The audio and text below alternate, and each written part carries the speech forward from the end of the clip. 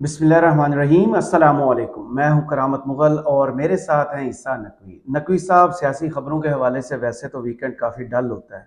इस वीकेंड पे चार ऐसी चीज़ें हैं जिन पर आपका तबसरा चाहिए। मरियम नवाज ने शुजाबाद में जलसा किया है। राजा रियाज ने कुरैशी साहब के हवाले से बड़ा दावा किया है। प्रोफेसर एहसन इकबाल की समझ जवाब देगी। और क्या नवाज शरीफ और शहबाज शरीफ के दरमियान अब राब्ता भी ख़त्म हो गया? देखें, आप दो तीन चीज़ें मिस कर गए।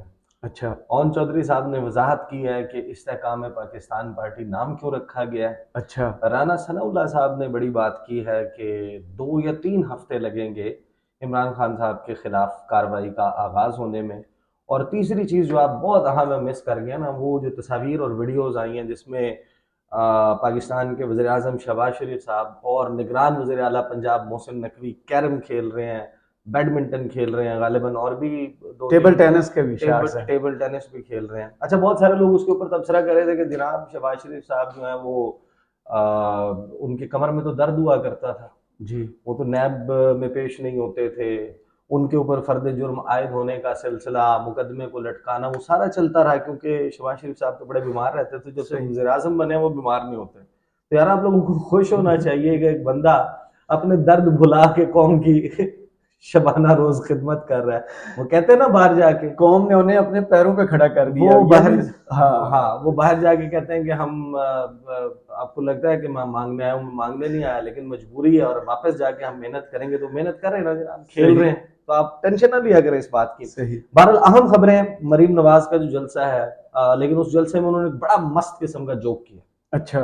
और जो मरीम नवाज साहिबा की मुलाकात है वज़ीर आज़म शहबाज शरीफ से, उसकी जो खबर मीडिया को जारी की गई है ना, टिकर्स, वो जी। टिकर्स बड़े इंटरेस्टिंग है। राइट। इलेक्शन की बात भी है उसमें। अच्छा, फिर प्रोफेसर साहब, प्रोफेसर एहसन इकबाल वैसे तो बड़े समझदार आदमी हैं, जी। उन्होंने कहा कि समझ नहीं आ रही अच्छा। कि आईएमएफ के साथ मुआहदा क्यों नहीं हो रहा, आईएमएफ पैसे क्यों नहीं दे रहा है, क्यों नहीं रिव्यू पूरा हो रहा, जी। स्टाफ लेवल एग्रीमेंट क्यों नहीं हो रहा। तो ऐसा करेंगे, कोशिश करेंगे कि समझाएं सही। कि क्यों नहीं हो रहा। उनको तो समझ नहीं आ रही, लेकिन हमें इकोनॉमी का रिपोर्टर ना होने के बावजूद समझ आ कुछ रही है। बुनियादी मोटी मोटी चीजें हैं जो समझ आती हैं, वो सही। समझा देंगे कि भैया इस वजह से हमारा ख्याल है कि नहीं हो रहा। बिल्कुल सही। और राजा रियाज साहब, क्या बात, कमाल है। मैं हम्म। मेरा ख्याल है कि वन बाय वन जो है ना वो खबरें देखें। खबर आई, वज़ीर आज़म शहबाज शरीफ से मरियम नवाज की मुलाकात, इंतखाबी मुहिम शुरू करने का फैसला। जी। अच्छा, मामलात इलेक्शन की तरफ तो जा रहे हैं, नजर तो आ रहा है, लेकिन अभी कुछ बॉटल नेक्स है। सही। और मुस्लिम लीग नवाज में ना कुछ अब नए प्रॉब्लम्स शुरू हो गए, उस खबर पे काम कर रहे हैं हम। सही। अगली इंशाल्लाह वीडियो में उसके हवाले से तस्करा करेंगे। लेकिन यहाँ पर ना इस खबर का और इन टिकर्स का आगाज जो मीडिया को जारी किया गया ना, वो बड़ा इंटरेस्टिंग है। जी। कहा यह गया कि वज़ीर आज़म शहबाज शरीफ से मुस्लिम लीग नून की चीफ ऑर्गेनाइजर मरियम नवाज ने मुलाकात की, और मरियम नवाज ने नवाज शरीफ का पैगाम वज़ीर आज़म को पहुंचाया। जी। यानी अब क्या शहबाज शरीफ साहब और नवाज शरीफ साहब के दरमियान राब्ता नहीं? ब्लॉक कर क्या दिया उन्होंने होगा। व्हाट्सएप के ऊपर उन्हें ब्लॉक किया है? जी। टेलीफोन कॉल्स टैप होती हैं। हम्म। मरीम नवाज साहिबा के पास कोई डिफरेंट किस्म का सिस्टम है नवाज शरीफ के साथ कम्युनिकेट हॉटलाइन। करने के लिए। हम्म। और छोटे भाई बड़े भाई के दरमियान क्या कोई दूरियां हैं? जो राब्ता जो है वो मरीम नवाज के आप जरिए हो बार रहा है। बार तो जिक्र करते रहे हैं कि नवाज शरीफ के लिए स्पेस नहीं बनाई गई, केसेस नहीं खत्म करवाए गए, तो हाँ, नाराज भी ना हो आप। वो नाराज तो इस बात के ऊपर थे ना, लेकिन जी जी। अब तो मामलात उनके सीधे हो रहे ओपन थे, होना शुरू हो गए। लेकिन हो नहीं रहे। अच्छा। अच्छा, बहरहाल फिर इसमें उन्होंने ज़ाहिर है कि इस खबर में कहा कि बयानिया जो है वो नौजवान को मद्देनजर रखकर बनाया जाए, मुल्क को नुकसान पहुंचाने वाली सियासी जमात की पॉलिसियों को अवाम के सामने लाया जाए, मंशूर कमेटी तश्कील देने की हिदायत कर दी। उसके बाद जनाब मुलाकात में साबिक वज़ीर आला पंजाब हमजा शहबाज और सलमान शहबाज भी मौजूद थे। अच्छा, एक दिन, 2 दिन, 4 दिन, 8 दिन रहे हो, लेकिन अब जो है वो हमजा शहबाज शरीफ की जिंदगी का एक मकसद पूरा हो गया कि for the rest of his life he can say साबिक वज़ीर आला पंजाब। वो जी, तो रहे हैं उनके ना अब्बा जनाब, थे तो वो वो तो भी रहे रह हैं। गए। तो सलमान शहबाज भी मौजूद थे। मुल्क की सियासी सूरत हाल पर तबादला ख्याल हुआ और इंतखाबी मुहिम शुरू करने का फैसला किया। अच्छा, इंतखाबी टिकटों के हवाले से पार्टी के सूबाई सदूर से रिपोर्ट तलब कर ली। बलूचिस्तान और सिंध में इंतखाबी इत्तेहाद किए जाने का इम्कान है। Now this is important. Absolutely. Balochistan और सिंध में इंतखाबी इत्तेहाद का मतलब वहां पर जो मौजूद पार्टियां हैं, जो बाप है या दीगर लोगों के साथ उनकी जिनके साथ वो चल रहे हैं, अख्तर मेंगल साहब हैं। हाँ, इनके साथ चल रहे हैं, तो क्या इनके साथ इत्तेहाद होगा? जाहिर है कि इन्हीं के साथ बात करें, ये JUIF के साथ वहां पर बिल्कुल। होगा। KP में कह रहे हैं, यानी अभी तक जो वाइब्स आ रही हैं, और पंजाब के हवाले से तो वो बड़ा कैटेगोरिकल है कि पंजाब में तो हम कोई इत्तेहाद नहीं कर रहे, लेकिन सही। पीपल्स पार्टी क्या स्पेस देगी इस मामले में? पीपल्स पार्टी उनके साथ इत्तेहाद बनाएगी, या तो आप सरेंडर कर रहे हैं ये सूबे, जी। फिर तो समझ आती है, सही। वरना वहां पर तो बड़ी स्टेक होल्डर पीपल्स पार्टी है। तो राइट। ये चीजें जाहिर है कि अनफोल्ड होनी है। राजा रियाज साहब जो है ना, उनके 2-3 दावे हैं और बड़े इंटरेस्टिंग हैं, और वो इस सारे 9 मई के मामलात के बाद जो एक्शन PTI के खिलाफ हो रहा है ना, उसको बाकायदा गदला और दावदार उसके ऊपर क्वेश्चन मार्क लगा रहे हैं। वैसे तो आप कह रहे हैं ना कि जनाब ये नहीं करना किसी ने, लेकिन राजा रियाज साहब करते हैं। राजा साहब क्या क्या कहते हैं? पहले तो ये कहते हैं कि पाकिस्तान तहरीक इंसाफ के वाइस चेयरमैन शाह महमूद कुरैशी की रिहाई डील का नतीजा जी। अब वो ये बताएं कि ये डील किसकी है? क्या एस्टेब्लिशमेंट और शाह महमूद कुरैशी की डील हुई है? क्या हुकूमत और शाह महमूद कुरैशी की डील हुई है? क्या एस्टेब्लिशमेंट और इमरान खान की कोई डील हुई है? कुछ तो बता। या हुकूमत और इमरान खान की कोई डील हुई है? और रिहाई के ऊपर जो सवाल उठा रहे हैं, सवाल तो लेजिटिमेट है। वो ये कह रहे हैं कि रिहा हो जाते हैं और दोबारा गिरफ्तार नहीं होते, और घर चले जाते हैं। घर चले जाते हैं तो इसका मतलब है कि उसने जरूर कोई ना कोई मायदा किया। साथ ही वो एक पेश गोई भी करते हैं, प्रोडिक्शन वो ये करते हैं कि शाह महमूद कुरैशी भी बिल आखिर PTI को छोड़ जाएंगे। ये वो दावा करते हैं। अब उनका दावा अब जाहिर है कि अब जिन बुनियादों के ऊपर, उन बुनियादों के ऊपर उन बुनियादों को हम बहुत खोद चुके हैं ना, तो हम ना ही पहचाने तो बेहतर। हाँ, ना पहचाने। नून लीग के टिकट का उनसे सवाल हुआ, वो कहते हैं कि नून लीग तो अपने वादे पे कायम है, लेकिन मैंने अभी अपना सियासी फैसला नहीं किया कि मैंने नून लीग के साथ जाना है या क्या करना है। ये अपनी पिछली तकरीर उठा के एक दफा सुन ले खुद। हाँ, वो कहते हैं कि मुझे पहचानते नहीं है आप जी, पहले ख्वाजा साहब, राणा साहब। हाँ। अच्छा, अलबत्ता एक चीज उन्होंने और बड़ी इंटरेस्टिंग कही है। वो ये कहते हैं कि जनाब इलेक्शन जो है ना, उनको अगले 6 माह कम से कम नजर नहीं आ रहा। यानी 6 माह से मुराद ये है कि practically speaking he is talking about 2023 तकरीबन, समझ लें ना। शदीद सर्दी के आलम में अब आप जाहिर इलेक्शन में नहीं जाएंगे, और फिर अगर आप शदीद सर्दी में नहीं जाएंगे तो अगले साल के आगाज में भी शदीद सर्दी होगी।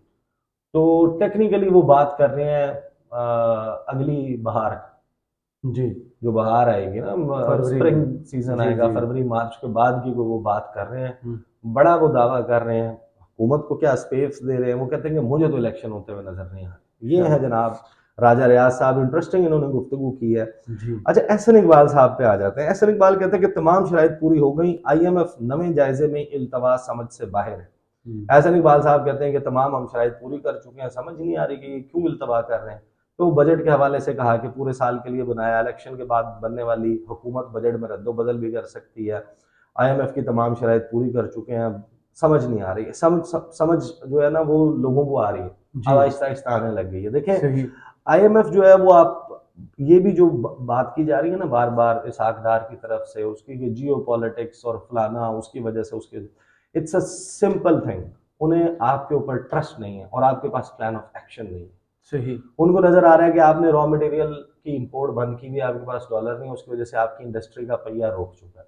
सही। आपकी पेंट फैक्ट्रियां बंद हो रही हैं, आपकी सरिये की, स्टील इंडस्ट्री की प्रोडक्शन जो है वो कट डाउन हो चुकी है। आपकी एक्सपोर्ट जो आप करते हैं, सबसे मेन सेक्टर है टेक्सटाइल, वो अपना टारगेट कोई 8-9 अरब डॉलर से मिस कर रहा है। कहाँ आपने 25 अरब डॉलर करना था, कहाँ आप 16 अरब डॉलर के करीब क्लोज हो रहे हैं। उससे कुछ कम या कुछ ज्यादा पे आप साल पूरा कर रहे हैं। 15 से 20% आपका जो पिछले साल का वो था वो कम हो गया। आपकी रेमिटेंसेस जो है वो कम हो गई हैं। रेमिटेंसेस इस वजह से कम हो गई हैं कि लोगों ने बैंकिंग चैनल जो है वो इस्तेमाल नहीं कर रहे, बहुत सारे लोग दूसरे चैनल से पैसे भेज रहे हैं। उसकी वजह से आपका, क्योंकि उनको उधर से रेट अच्छा मिल रहा है जी, तो आपके पास जो है वो प्लान ऑफ एक्शन तो है कोई। सही। आप एक्सपोर्ट्स बढ़ा नहीं पा रहे, ना आपकी एक्सपोर्ट बढ़ने की कोई उम्मीद है, ना आपकी रेमिटेंसेस बढ़ने की फिल वक्त कोई उम्मीद नजर आ रही है। तीसरा मामला ये होता है कि जनाब आप जो इस तमाम वक्त के दौरान जिस किस्म के फैसले लेते हैं, IMF के साथ आपने मिसकमिट किया। ये जो कहते हैं सारा उठा के इमरान खान पे डाल देते हैं। इमरान खान साहब के दौर में क्या गलत हुआ? गलत ये हुआ था कि जब 160 से 170 पे पेट्रोल जाना था, 10 रुपए कम करके 150 पे ले। जी जब बिजली का यूनिट बढ़ना था वहां पर 5 रुपए कम कर दिया। जी अच्छा, हमारी जब मुलाकात हुई और हमने इसके हवाले से सवाल किया कि आपने ये क्या कैसे कर लिया, ये इसका तो आगे मसाइल आएंगे। खान साहब की साइड ऑफ स्टोरी ये है कि वो कहते हैं कि जनाब मैं रशिया से ऑयल इंपोर्ट करने लगा हूँ, मैं उनसे गंदम इंपोर्ट करने लगा हूँ, हमारी क्रॉप्स बम्पर हुई हैं, हमारे एक्सपोर्ट टारगेट्स जो हैं वो सिर्फ ना पूरे होंगे बल्कि हम एक्सीड कर जाएंगे। इसी तरीके से वो कहते हैं हमारी रेमिटेंसेस जो है वो बढ़ रही हैं तो हम मैनेज कर लेंगे, हैंडल कर लेंगे। सही ये उनकी साइड ऑफ स्टोरी है। सही बट हैविंग सेड दैट, आप जब आए और आपने आने के बाद जो कुछ किया, सुबह दोपहर शाम आपने कहना शुरू किया कि जनाब मुल्क हम रियासत पे अपनी सियासत कुर्बान करने आए हैं, ये मुल्क डिफॉल्ट हो जाता, क्योंकि आप बताना नहीं चाह रहे थे ना कि आप असल में क्यों आए। जी और केसेस खत्म और हो गए आपने सारे। अपनी जो वो वोट को इज्जत दो का बयानिया है वो बेसिकली कत्ल कर चुके हैं, आप जी डील करके आए हैं आप। हम्म, वो आपने बताना नहीं था, आपने डाल दिया उस पर। जब हुकूमत कहती है कि डिफॉल्ट करेगा मुल्क तो क्या होता है? जी जो भी बंदा है जिसके पास बेबहा पैसा है उसे पता है अगर खुदा ना खास्ता एक मुल्क डिफॉल्ट करता है तो उसमें जो बचत है वो डॉलर में होती है और सोने में होती है। सही जब वो बाइंग शुरू करेगा एकदम से डॉलर की तो ब्लैक मार्केट क्रिएट हो जाएगी, एस्केलेट करेगा, डॉलर शॉर्ट हो जाएगा, बिजनेस करना छोड़ देगा वो कि भाई मुल्क तो डिफॉल्ट क्या रहेगा होने वाला है। तो सही देख ले जो इसका नतीजा निकलता है, जो कट्टी कट्टा निकलता है वो निकल जाए, उसके बाद हम काम कर लेंगे। तो आपने खुद उसको जमूद का शिकार किया। फिर मिफ्ता इस्माइल ने 4 महीने के गैप के बाद उन्होंने कुछ स्टेप्स जो लेना जून ऑनवर्ड खैर लेना शुरू जी किए, जिनको इन्होंने कहा कि हम सख्त फैसले कर रहे जी हैं। जी उसके बाद उन्होंने तो रिव्यू करवा दिया था ना। अगस्त में करवा लिया था। जब उन्होंने करवा दिया था तो जब ये आए हैं वापस, न्यूयॉर्क से वापस आए हैं और शहबाज शरीफ उनको तैयारे में बिठा के लाए हैं, तो इसहाक डार साहब ने जी अपनी शोशा करने के लिए इन्होंने यहाँ पर लोगों को फोन किए, इन्होंने आर्टिफिशियली डॉलर को कंट्रोल किया। आर्टिफिशियली जब आपने कंट्रोल किया और मार्केट में जो ओपन मार्केट है और आपकी इंटरबैंक है उसमें फर्क पैदा हुआ, उसकी वजह से आईएमएफ जो है वो ऑफेंड हुआ।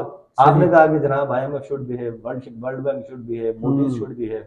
मुझे पता है, मेरा 25 साल का 26 साल का तजुर्बा उनके साथ डील करने का। हम्म आपने उस वक्त तो you are shouting at the top of your lungs, क्योंकि हम्म आप उस वक्त लग रहा था कि सऊदी अरब से भी कैश इंजेक्शन आ जाएगा, फलां से भी आ जाएगा, फलां से भी आ जाएगा।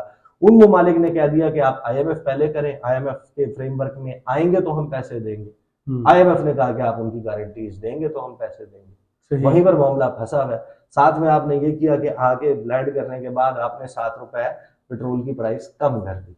अल्हम्दुलिल्लाह अब जाहिर है कि आवाम के लेवल के ऊपर देखा जाए तो ठीक है भाई, बड़ी अच्छी बात है, कम कर दिया। आप कहां से कहां ले गए थे, लेकिन अब वो जिसे कहते हैं कि आपने अपनी जाती इसहाक डार फिनोमेना को ग्लोरीफाई करने के लिए और हमारे अंसार अब्बासी साहब का कॉलम जस्टिफाई करने के हवाले से कि इसहाक डार की याद तो आती होगी, जी आपने वो फैसले तो कर माफी दिए, मांगना पड़ेगी। वो पड़ गए आपके गले। जी ये जो कहानी है ना कि आईएमएफ इमरान, भाई आईएमएफ को तो डील कर लिया था ना फिर मिफ्ता जी इस्माइल ने, आपने खराब किया ना। इसहाक डार साहब has no answer to it. और ये तीसरी जो मामला है वो यही मामला है ना एहसन इकबाल साहब, प्रोफेसर साहब, के आप को जो दोस्त ममालिक हैं उनसे फंडिंग आपको इंश्योर नहीं हो रही। वो आईएमएफ आपको पैसे किस लिए देगा जब उसको नजर आ रहा है कि आपके पास प्लान ऑफ एक्शन कोई नहीं है, आपको पैसे देने के बावजूद आपके मामला हल नहीं होंगे, आप दोबारा जनाब उसी तरफ जा रहे होंगे डिफॉल्ट की तरफ, तो वो आपको पैसे किसी वजह से नहीं हो रहा ना आपका। सही फिर जो पाकिस्तान में पॉलिटिकल इंस्टेबिलिटी है उनको भी हम्म नजर आ रहा है। तो ये वजूहात हैं तो इस कहानी को ये घुमाने की। अच्छा, राना सनाउल्लाह साहब ने जी बड़ा इंटरेस्टिंग बयान दिया। हम्म उन्होंने कहा कि 2 से 3 हफ्तों में इमरान खान के खिलाफ कानूनी कार्रवाई का आगाज हो जाएगा। हम्म यानी ये बैठे हुए थे ये 9 मई के प्रो वाकयात के हवाले से ये उस प्रोग्राम में जनाब को होस्ट नहीं सलीम साफी के साथ थे 10 वो। बजे की स्लॉट में थी। हाँ, 10 बजे की उसमें वो होते हैं। जी अच्छा, जिरगा में गुफ्तगू करते हुए कहा कि सियासत में नफरत और मुल्क में अदम इस्तेहकाम के आर्किटेक्ट चेयरमैन तहरीक इंसाफ हैं। 9 मई को होने वाले वाकयात की तैयारी पहले से की गई थी, सारी मनसूबाबंदी जमान पार्क में की गई। लेकिन 9 मई का को अब ना 1 महीने से ज्यादा वक्त हो चुका है। राणा साहब ये दावा कर चुके हैं कि इमरान खान साहब की आवाज में ये सबूत मौजूद है कि उन्होंने इस सारे को प्लान किया, ही वॉज द मास्टरमाइंड, उन्होंने डायरेक्ट किया ये जो आग लगाना है, ये तमाम वाकयात। तो मुझे तो नहीं समझ आती कि वो फिर किस बात पे रुकावट है। जी ये that raises some questions interior minister है इस मुल्क कि अगर वो सब कुछ मौजूद है तो फिर Go जाहिर है ahead. कि अब मरियम नवाज साहबा का शुजाबाद का जो जलसा है जी उसमें मरीम नवाज साहब ने वैसे तो बहुत गुफ्तगू की, वो मेरा ख्याल है कि टाइम भी मिल गया था। जो अंकल्स हैं उन्होंने बड़े ज़बरदस्त चुस्त चुस्त जुमले हाँ। जो है वो लिख के दिए, उन्होंने वो तमाम जुमले बरसाए। पॉलिटिकल जलसे ऐसे ही होते हैं। एक और इंटरेस्टिंग जलसा था जिसमें कुछ नए जुमले भी थे, लेकिन मरीम नवाज साहब ने एक बड़ा ज़बरदस्त जोक किया। जी। कहते हैं कि नवाज शरीफ की वापसी के बाद मुल्क टेक ऑफ करेगा, उससे पहले कोई चांस यानी कि अंकल ने बैठा दिया हुआ है। अब बात यह है कि वो कहते हैं कि मुल्क जो है ना उसने टेक ऑफ करना है जब नवाज शरीफ वापस आ जाएंगे। अब क्वेश्चन ये, वैसे तो बहुत सारी बातें की हैं, वीडियो तवील हो जाएगी। सिर्फ इस एक सिंगल फैक्टर के ऊपर ना कि नवाज शरीफ की वापसी, देखें एवरी सिंगल पर्सन नोज कि इस गवर्नमेंट ने जो जो फैसला किया है ना वो मियां मोहम्मद नवाज शरीफ के अप्रूवल से, सही। उन्होंने अपनी टीम बिठा के किया। उसको वहां से लंदन में यूं समझे कि इस वक्त एक पाकिस्तान कंट्रोल रूम बना हुआ है। अच्छा। वो जो उनके एवन फील्ड अपार्टमेंट जो कहते हैं ना कि हमारे नहीं है, जब जो भी वो उसकी कहानी सुनाते हैं अल्हम्दुलिल्लाह होने के। हाँ नहीं वो फिर बाद में क्या देना हमारे यहाँ, हाँ या जी। जो भी क्वेश्चन है जी, जो है, जी। छोड़ दे उसको ना, उसको हटा दे। उनके लेकिन लाइक से बेटे ने उन्हीं कह दिया था कि उन्हीं अल्हम्दुलिल्लाह। अपार्टमेंट्स में मास्टर कंट्रोल रूम बनाया हुआ है जहाँ अच्छा। से वो हर चीज करते हैं। जी। मीटिंग कोई ज्यादा मसला फंस जाता है तो ये सारे लोग जाके वहां पे मीटिंग करते हैं। कैबिनेट। मरीम नवाज साहब ने यहाँ तक कहा था कि जब वो पेट्रोल बढ़ाने की बात हुई तो मियां साहब उठ गए मीटिंग से। उठ उन्होंने के फिर कहा बैठ कि गए होंगे। नहीं, उठ गए, उन्होंने कहा कि जनाब वो उठ गए कि एवरीबडी नोज के तमाम फैसले वो कर रहे हैं। कहानी ये है कि आप हुकूमत में हैं, सही। आप लोगों को बेसिकली बेवकूफ बनाने के रोजाना को नए बहाने ढूंढते हैं। मतलब वो जिस तरह लतीफा नहीं है कि एक सरदार साहब जो है वो जा रहे थे, सामने केले का छिलका पड़ा था, पाँव आया, वो फिसल गए, गिर गए। अगले दिन फिर जनाब छिलका पड़ा हुआ था, उनको छिलका तो नजर आ गया, उन्होंने कहा आज फिर फिसलना पड़ेगा। वैसे ही पठानों पे हो, आज फिर फिसलना नहीं पड़ेगा। सर, नहीं ठीक है, सरदारों में ठीक। ये भारत ये जो है ना वो लतीफा है। तो अब बात ये कि आप बहाना जो है वो आप ऐसे ऐसे घड़ते हैं, ऐसी ऐसी चीजें सुनाते हैं। आपको किसने रोका हुआ?